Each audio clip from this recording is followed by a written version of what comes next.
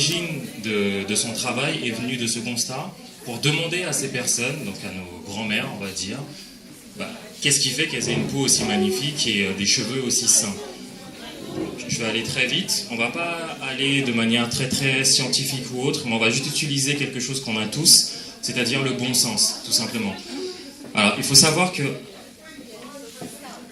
ici, à la naissance, on est tous ici, c'est ce qu'on appelle la notion d'équilibre. Je ne sais pas si vous voyez. À la naissance, donc, c'est blanc, noir ou asiatique. Si on n'a pas de maladie congénitale ou autre, on a le cuir chevelu qui est sain, en tout cas en train de se constituer, et la peau aussi qui est saine. C'est pour ça aussi que les produits qu'on utilise en général pour les bébés, c'est des produits au pH neutre, aussi bien pour les cheveux que pour la peau.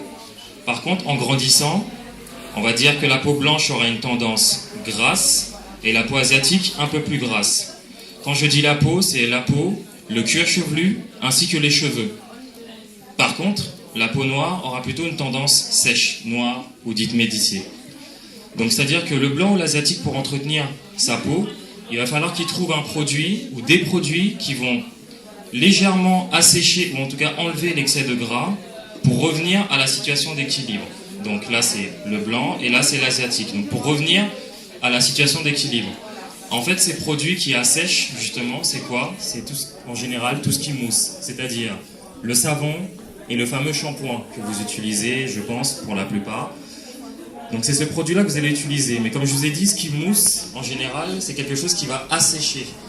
Nous, on nous a dit que pour être propre, il fallait utiliser forcément du savon et du shampoing. Ça veut donc dire que chaque fois qu'on va utiliser le savon et le shampoing, nous sommes ici, on va encore plus assécher notre peau. Je vais vous le démontrer. On est tous ici. Je pense qu'après une douche, le premier réflexe qu'on a, normalement, c'est de chercher le lait de toilette pour tenter justement de rééquilibrer, donc de réhydrater la peau. Donc en fait, on vient, je le dis souvent, mais c'est comme si on voulait câliner notre peau et avant même de lui faire un câlin, on commence par la taper, donc l'agresser tout simplement, et ensuite, on s'excuse et on lui fait un petit câlin en lui mettant du lait de toilette. Donc ça n'a pas vraiment de sens, concrètement.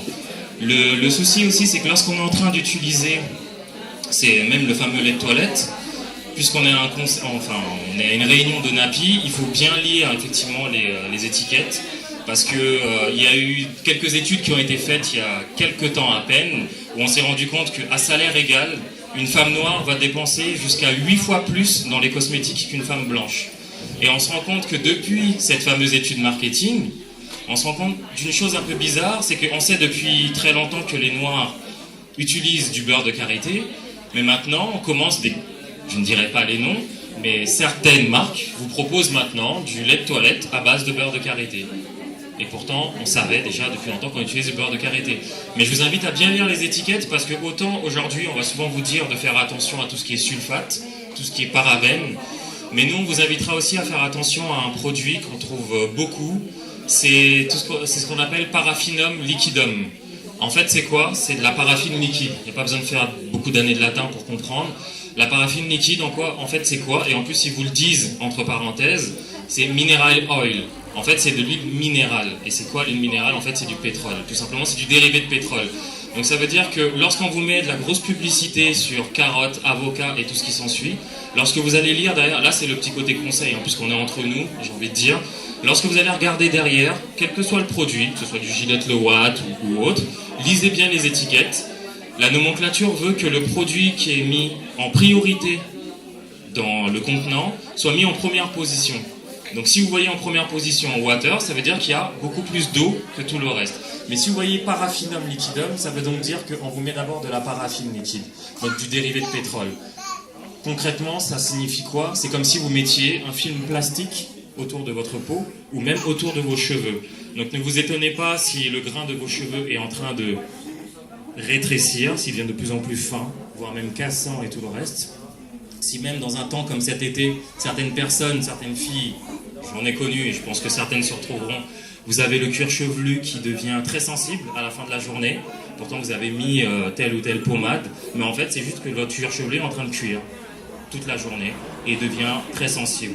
Voilà. Donc ça c'est un exemple par exemple juste pour vous dire de faire attention lorsque vous prenez des produits.